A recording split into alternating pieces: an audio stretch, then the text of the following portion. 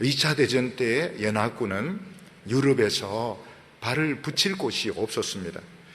그래서 연합군 사령관 아이젠하워 장군은 사상 최대의 작전을 벌이게 되는데, 프랑스 노르망디 해변에 연합군을 상륙을 시켜서 전진하는데, 결국 독일이 거기를 뚫리는 바람에 독일은 멸망을 하게 됩니다.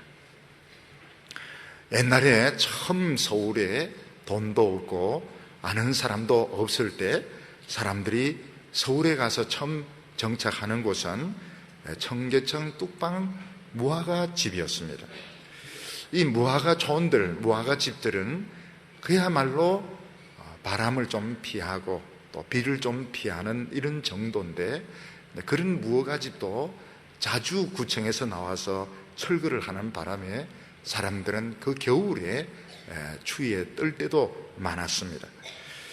그 청계천 무화과 촌의 사람들이 하는 것이 무엇인가 하면 종이를 줍는 것이었습니다. 종이를 줍다가 어느 날 쥐약 먹은 개를 죽게 되면 이제 그 개 파티가 벌어지게 되는데, 쥐약 먹은 개를 먹으면 어떻게 되냐? 까딱없다는 겁니다. 내장 긁어내고 먹으면 까딱없다고. 거기는 결핵으로 죽는 사람도 많았고 연탄가스로 죽는 사람도 많았습니다. 제가 서울에 올라갔을 때는 이미 청계천 무화과촌은 다 철거가 되어서 사람들은 여러 곳으로 이동을 이미 했습니다. 잘못했으면 저도 청계천으로 갈 뻔했는데, 제 가기 전에 이미 청계천은 다 철거가 되었습니다. 미국 남부 지방에는 영어만 알아서는 안 되고 스페인어를 알아야 가게를 하거나 경찰을 하거나 일을 하는데 편하다고 합니다. 왜 미국인데 스페인어를 알아야 되는가?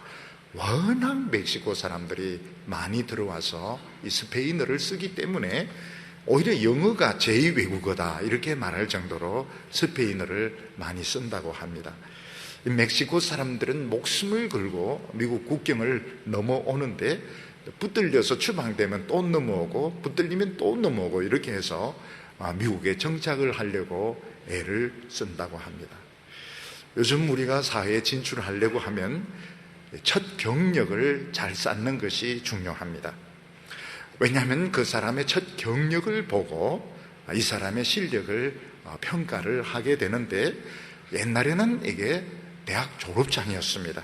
옛날에 좋은 대학교 졸업장을 가지고 있으면 취직을 하는데 굉장히 유리했습니다. 요즘 와서는 너도 나도 대학교 다 나오고 워낙 좋은 대학교 출신들이 많으니까 대학 졸업장만 가지고는 안 되고 유리한 경력을 가지고 있어야 직장을 구하는데 유리하다고 합니다. 그래서 어떤 한 청년은 도저히 취직이 안 되니까 아예 이태리로 넘어가서 거기서는 밑바닥에서부터 패션을 배웠는데 아예 아주 이 패션 전문가로 성공한 사람도 있고, 어떤 사람은 자신의 그 건축 이 디자인이 한국에서는 지방대학이라고 해서 아무리 내도 이게 채택이 되지 않는데 외국에서 이게 채택이 되는 바람에 오히려 성공한 사람도 있습니다. 또 우리나라에서는 좋은 대학교 나오고 대기업체에 있어도 미국으로 이민을 가게 되면 밑바닥부터 일을 하게 되는데, 많은 분들이 닭 공장에서 닭틀 뽑는 일을 1년이나 2년 하게 된다고 합니다. 우리가 이런 것을 보면 생판 모르는 세계에 연고자도 없이 무작정 뚫고 들어가서 성공하는 것이 얼마나 어려운지 알 수 있습니다. 특히 예수 믿는 사람들이 이 세상에 성공하는 데는 2중 3중으로 어려운 점들이 있습니다. 우선 예수 믿지 않는 사람들은 세상에 적응하기만 하면 되지만, 예수 믿는 사람들은 또 하나님도 믿어야 되기 때문에 일단 집중력에서 떨어지게 되는 것입니다. 또 예수 안 믿는 사람과 믿는 사람 문화가 서로 틀립니다. 예수 안 믿는 사람은 술이란 게 있습니다. 술 가지고 다 통하고, 그리고 술이 안 되면 욕을 퍼붓고, 그래도 안 되면 부정한 방법을 다 쓸 수가 있지만 예수 믿는 사람들은 그런 것을 쓸 수 없기 때문에 아예 처음부터 따돌려질 때가 많습니다. 그뿐만 아니라 하나님께서는 주의 백성들을 연단하신다고 그나마 가지고 있는 이 세상의 여러 가지 기회들을 빼앗아 가실 때가 많습니다. 그래서 직장도 없게 하시고 때로는 병으로 고통받게 하시고 또 결혼이 안 되거나 여러 가지로 연단을 받게 하시는 것입니다. 우리가 이제 이런 연단을 받는 동안 세상하고는 너무 멀어지게 되어서 도저히 세상을 따라잡을 수가 없습니다. 이 세상에서 정상적인 생활을 할 수가 없게 되는 것입니다. 그런데 어떻게 우리가 이 세상에서 빛이 되며 소금이 될 수가 있을까요? 바로 이 문제를 이스라엘 백성들이 그대로 안고 있었습니다. 애굽을 떠난 이스라엘 백성들은 광야에서 40년 도는 바람에 세상은 완전히 바뀌게 되었습니다. 이 이스라엘 백성들은 학교 문턱에도 가지 못했고 문화적인 이런 접촉을 전혀 하지 못했습니다. 근데 가나안 땅은 너무 발전해 있었고 가나안 땅은 너무나도 많은 것을 가지고 있었습니다. 어떻게 이스라엘 백성들이 학교에는 문턱도 가보지 못했고 옷 한 벌 가지고 40년 입고 신발 하나 가지고 40년 신었던 이 무식한 이스라엘 백성들이 어떻게 그 세련된 가나안 족속과 싸워서 이길 수 있을까 하는 것입니다. 하나님께서는 첫성 여리고를 아주 특이한 방법으로 이기게 하셨습니다. 무기를 쓰지 않고 하나님의 말씀에 순종했을 때 저절로 여리고가 무너지게 하셨습니다. 하나님께서는 이스라엘 백성들이 너희들이 세상의 능력으로 무장되지 않아도 하나님의 말씀으로 얼마든지 세상을 정복할 수 있다 하는 것을 이 첫성에서 보여주셨던 것입니다. 이것은 오늘 우리들에게도 그대로 적용되는 것입니다. 우리가 하나님의 말씀을 붙들고 나가면 도저히 발붙일 수 없는 이 세상에 발을 붙이게 되고 성공할 수 있는 길이 열리게 되는 것입니다. 오늘 첫 번째는 이 여리고성의 형편이 어떠했는가 하는 것입니다. 1절 말씀을 보면 이스라엘 자손들로 인하여 여리고는 굳게 닫혔고 출입하는 자 없더라 이렇게 말했습니다. 이스라엘 백성들이 첫 번째로 상대해야 되는 이 여리고성은 아주 튼튼한 성이었고 난공불락의 성이었는데 아예 문을 걸어 잠그고 있어서 출입을 하는 사람이 없었습니다. 아예 들어갈 기회를 주지 않았던 것입니다.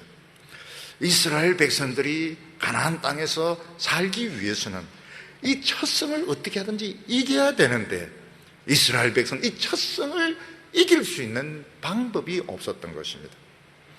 일단 성을 공격하려면 포위를 해야 됩니다.